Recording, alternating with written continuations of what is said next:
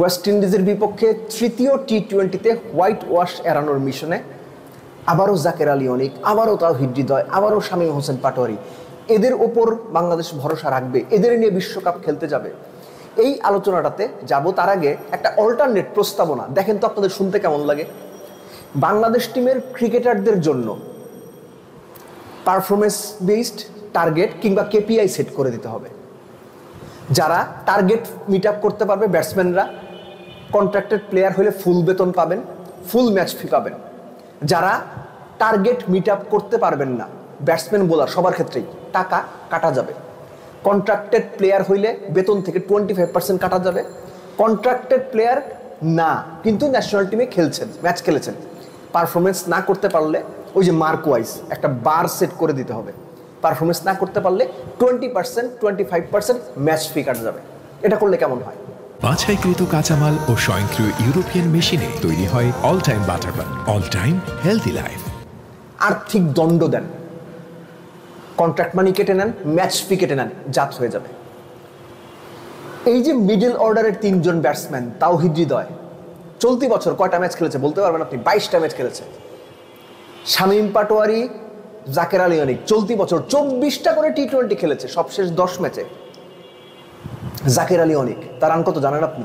136, একজন ফিনিশারের total run 10 ম্যাচে, strike rate 107। Towhid Hridoy চলতি বছর সবশেষ 10 ম্যাচে তার রান 178, স্ট্রাইক রেট কত জানেন? 105। এই 10 ম্যাচের 8টাতে ব্যাট করছে 4 নম্বরে। দলের মেরুদণ্ড যে জায়গাটাকে বলা হয় তৌহিদ হৃদয়, সেই মেরুদণ্ড হিসেবে কাজ করে বাংলাদেশ দলকে প্যারালাইজড করে দিচ্ছে। শামীম হোসেন পাটোয়ারি 10 ম্যাচে 3টা সুন্দরই করছেন, 2টা সিঙ্গেল ডিজিট স্কোর, 132 রান করছেন, স্ট্রাইক রেট 111। এই 3 জনের মধ্যে তাওহিদ হৃদয়, শামীম পাটোয়ারি এবং জাকের আলী অনিক 3 জনের মধ্যে শুধুমাত্র সবশেষ 10 ম্যাচে শামীম হোসেন পাটোয়ারি একটা ইনিংস খেলেছেন যেটা দলকে ইম্প্যাক্ট ইনিংস বলবো না, দলকে জেতাতে সাহায্য করেছে। বাকি 2 জন দলকে সাপোর্ট করার মতো কোনো ইনিংস ঠিকঠাক খেলতে পারেননি। এদের টেনে নেওয়া হচ্ছে। কে টেনে নিচ্ছেন? কারা টেনে নিচ্ছেন? ওই যে syndicate, Comilla Victorian syndicate dressing রুমে বসে আছে, কি পারবি কর্তরা, এই মাইন্ডসেট আপ নিয়ে এদের চালিয়ে নিয়ে যাওয়া হচ্ছে। আমি বারবার বলছি, এদেরকে নিয়ে আপনি যদি আগামী টি-20 বিশ্বকাপ প্ল্যান করেন, বাংলাদেশের ভরাডুবি হবে, ভরাডুবি হবে। এই যে এয়ারপোর্ট থেকে বের হওয়ার সময় লোকজন দুয়ো দিয়েছে, ব্যাপারটা আমি কোনোভাবেই সাপোর্ট করি না, আমি কোনোভাবেই সমর্থন করি না এই ধরনের কাজ। বিশ্বকাপে গিয়ে যদি এদেরকে নিয়ে যান, আরো খারাপ পারফরমেন্স করেন, আপনারা এয়ারপোর্ট থেকে বেরোইতে পারবেন না।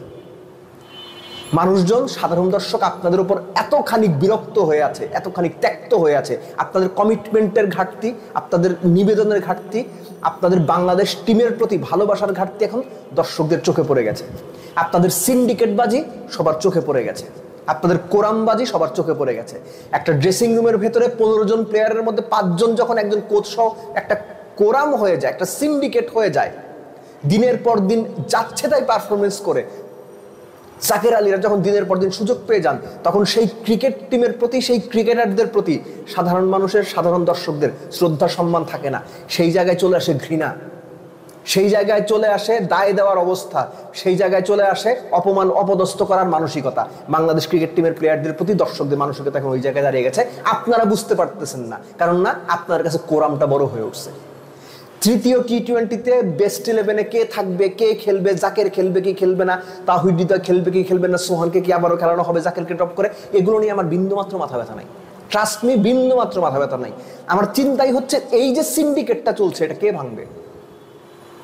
আমিনুল ইসলাম বুলবুলকে দেখছেন না? তিনি কি জানছেন না? তার কাছে কি কোনো তথ্য নাই? যদি তথ্য না থাকে, আপনি তো অন্ধকারে আছেন। যদি তথ্য থাকে, ব্যবস্থা নেন বুলবুল ভাই, প্লিজ। যাদেরকে আপনারা ভালো মনে করছেন, দেশ সেরা মনে করছেন, দেশ সেরা মনে করে ড্রেসিং রুমে গিয়ে বসাইছেন, ক্রিকেটটাকে শেষ করে দিচ্ছে তারা সিন্ডিকেটবাজি করে। একই সঙ্গে প্রধান নির্বাচক যে, তাকে কাঠগড়ায় দাঁড়া করান, তাকে জবাবদিহির আওতায় আনেন। যে সাজানো গোছানো টিমটাকে গাজী আশরাফ লিপু নির্বাচক হয়ে আসার পরে উনি, আব্দুর রাজ্জাক রাজ, এরা মিলে ঝিলে এই কোন ক্ষেত খামারে নামিয়ে দিলেন? এই জবাবদিহি তাদের করতে হবে। আব্দুর রাজ্জাক রাজ এখন ডিরেক্টর হয়েছেন, তাকে ডেকে এনে জবাবদিহি করেন, কি অবস্থায় রেখে গেছেন দল, কোন সিস্টেমে, কোন থিমে, কোন পারফরমেন্সে কাকে কিভাবে নিয়েছেন, কোনো ব্যাখ্যা নেই, কেউ কোনো ব্যাখ্যা দিতে পারে না। এরা পালিয়ে বেড়াইতো দিনের পর দিন বুলবুল ভাই। এরা দিনের পর দিন বুলবুল ভাই পালিয়ে বেড়াইতো জনগণের সামনে প্রশ্নের উত্তরটা পৌঁছে দেওয়ার জন্য সাংবাদিকরা প্রেস কনফারেন্সে যায়, এই লিপু সাহেবরা প্রেস কনফারেন্সে রায় চলে ভয়ে, প্রশ্নের উত্তর তারা দিতে পারবেন না। কেননা ওই যে ড্রেসিং রুমের সিন্ডিকেট থেকে তাদের কাছে মেসেজ আসে, তারা তখন নমো করে সেই সিন্ডিকেটের কথায় মাথা ঝুঁকিয়ে দল দিয়ে দেন। ঠিক একইভাবে সিন্ডিকেটের প্রেসক্রিপশন মেনে বাংলাদেশে দল বানানো হচ্ছে। আপনারা এগুলো আমলে নেন, এখনো সময় আছে। বিশ্বকাপের এখনো মোটামুটি যে সময়টা আছে এদেরকে নিয়ে সঠিকভাবে অ্যানালাইসিস করে দলটা বানান, নইলে সামনে যে পরিস্থিতি তৈরি হবে আমি মোটামুটি নিশ্চিত সেই পরিস্থিতি আপনাদের নিয়ন্ত্রণের বাইরে চলে যাবে।